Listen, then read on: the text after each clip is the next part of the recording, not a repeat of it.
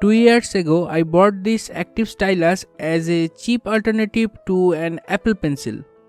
You can watch the unboxing and detailed review video of this active stylus. The video link is in the description. In this video, I am showing you this stylus after 2 years of use.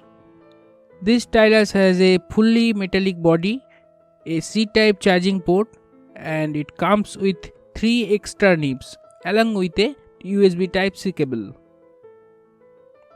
The nib is replaceable, but I have not replaced any nib in the past 2 years. I did not encounter any problems with these nibs until now. You can see the condition of the nib. Nib longevity depends on your use. It has an built-in rechargeable battery that has provided good backup until now.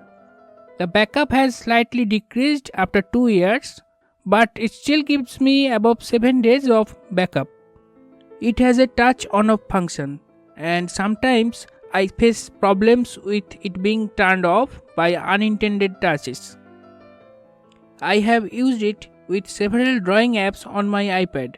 I did not experience any latency or lag.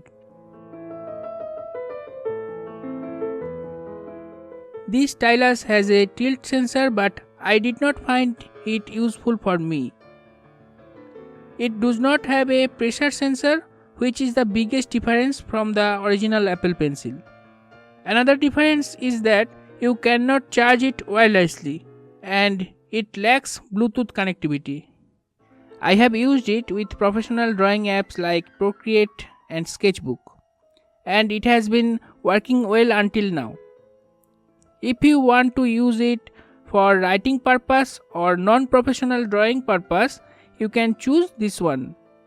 Overall, it is cheap and has been working well for the last 2 years, and my experience with it is not bad.